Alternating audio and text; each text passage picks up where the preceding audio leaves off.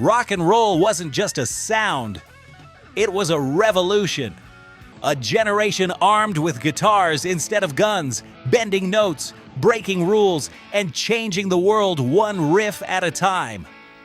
From the psychedelic chaos of the 60s to the stadium-shaking anthems of the 80s, these weren't just musicians, they were myth makers. Today, we're counting down the 12 most influential rock guitarists who reshaped the sound of music forever. Each one left a fingerprint on history, and every note still echoes through time. This is rock lore, oh, where legends never fade.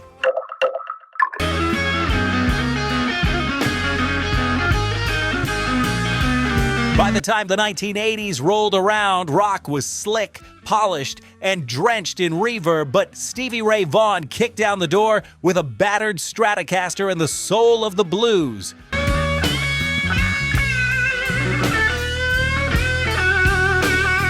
Born in Dallas, Texas, Stevie Ray wasn't about flash, he was about feel. His tone was thick, raw, and powerful. When you listen to Pride and Joy, you don't just hear it, you feel it. Every note bends and screams like it's alive.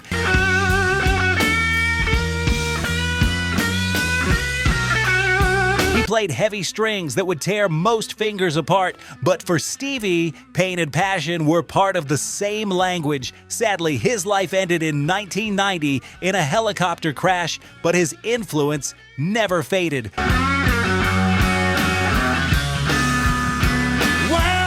From John Mayer to Gary Clark Jr., every blues rock guitarist today owes something to the Texas Tornado. Have you ever heard a modern blues solo and thought, that sounds like Stevie? That's because his fire still burns.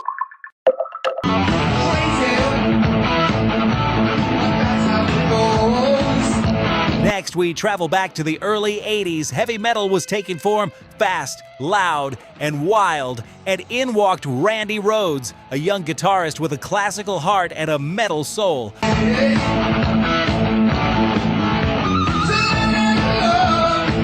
Randy didn't just shred, he composed. He studied Bach and Beethoven and then fused that with raw electric aggression. His work with Ozzy Osbourne, especially on Crazy Train, introduced classical scales and precision into mainstream rock.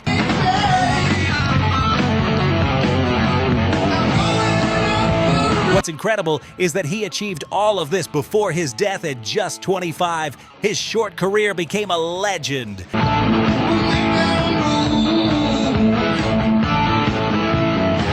When you listen to a modern metal solo that mixes speed with melody, that's Randy's spirit echoing through decades. Who knows how far he could have gone if he'd lived longer?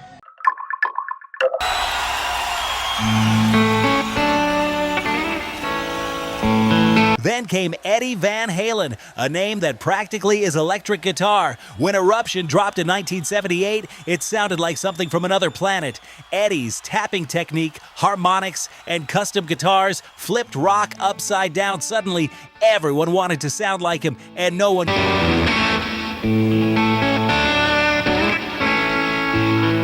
He wasn't just fast, he was inventive. He built his own Frankenstrat guitar and created tones people are still trying to copy.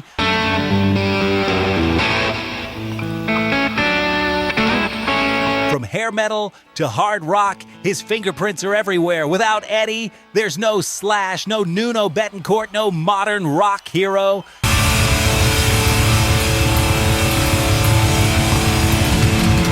Do you remember the first time you heard Eruption?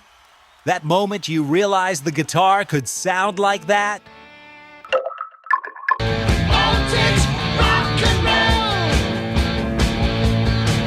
Few players capture pure energy like Angus Young from AC/DC, Tiny Frame, Schoolboy Uniform, Endless Energy.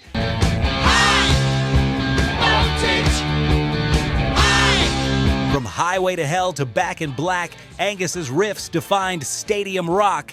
He took Chuck Berry's swagger, turned it up with Marshall amps, and made every riff sound like a thunderstorm. And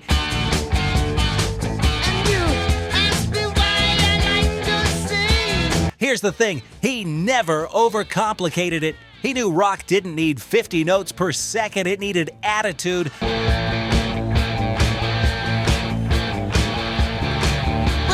How many of us have tried that head-banging duck walk after seeing him on stage?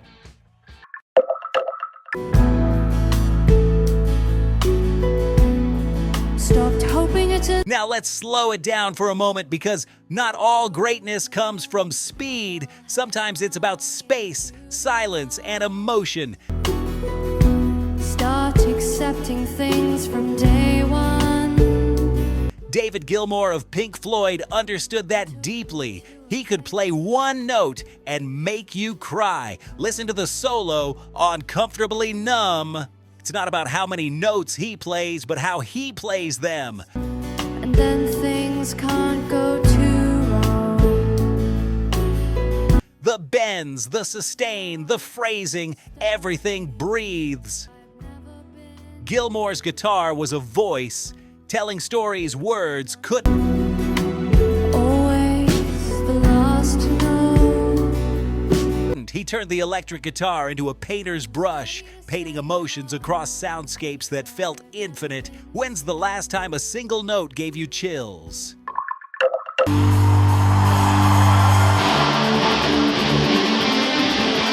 From softness to darkness, now we meet the man who invented heavy. Tony Iommi of Black Sabbath didn't just play metal, he created it. After losing 2 fingertips in an accident, he refused to give up.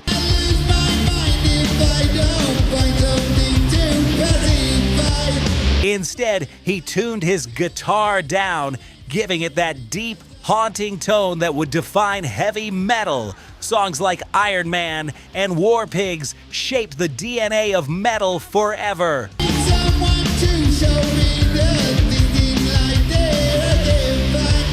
Without Iommi, there would be no Metallica, no Slayer, no Doom, no Sludge, no nothing.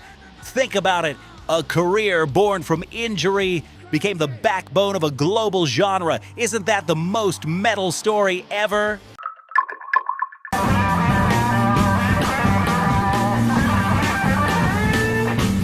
Before shredding was a word, Ritchie Blackmore was already doing it. With Deep Purple and Rainbow, he blended classical melodies with raw rock power.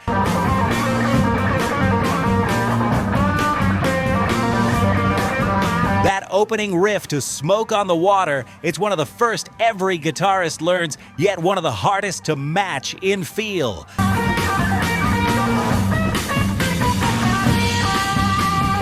Blackmore's solos danced between Baroque runs and blistering blues. He was elegant but dangerous, a balance few could achieve.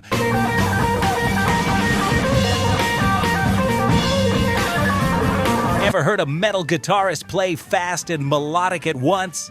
That's Blackmore's legacy.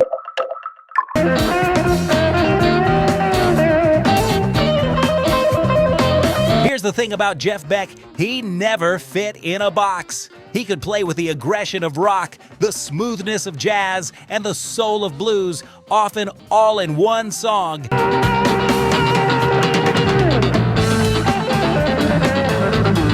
In "'Cause We've Ended as Lovers," his guitar literally sings. No words, no vocals, just emotion.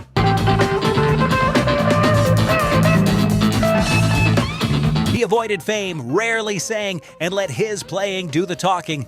Every guitarist who values expression over fame carries a little bit of Jeff Beck in them. What's your favorite guitar solo that doesn't even need lyrics?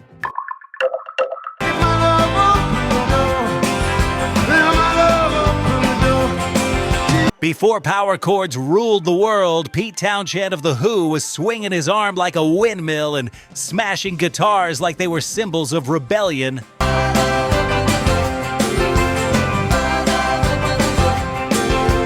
With My Generation, he made feedback, noise, and distortion a language of youth. He wasn't just a player.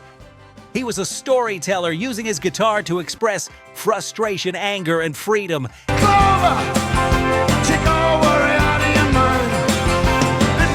Every punk, every garage band, they all owe a debt to Townshend's power chords.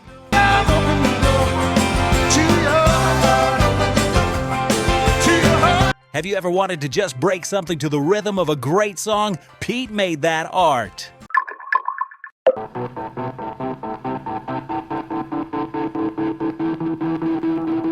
If rock was a cathedral, Jimmy Page was its master builder. As Led Zeppelin's mastermind, he fused blues, folk, and hard rock into something mystical. Listen to Stairway to Heaven. It's not just a song, it's a journey.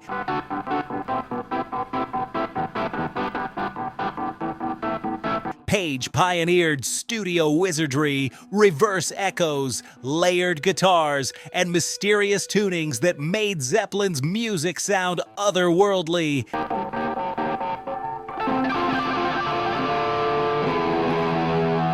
He didn't just play guitar, he designed sound. Next time you hear a song that takes you somewhere else entirely, you're hearing Jimmy Page's influence.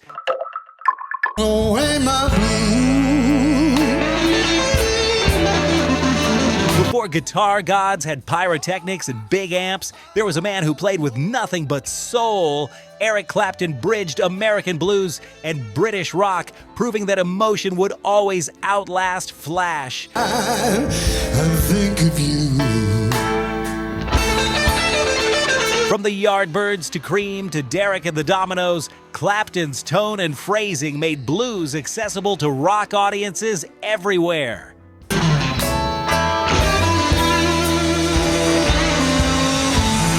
When Layla hit in 1970, it was more than a song, it was heartbreak turned into sound. He showed generations that true greatness doesn't come from complexity, it comes from honesty.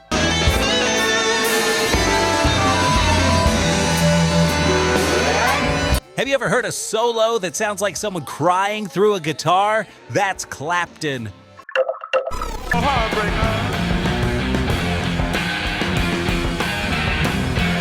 And now, number one, the man who changed everything. Jimi Hendrix wasn't just a guitarist, he was an artist, a visionary, and a revolution. In the mid-60s, while everyone was still figuring out what rock could be, Hendrix was already on another planet.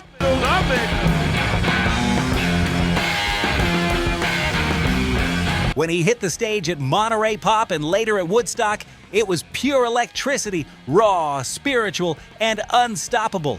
His performance of The Star-Spangled Banner wasn't just music, it was protest, chaos, and beauty all at once.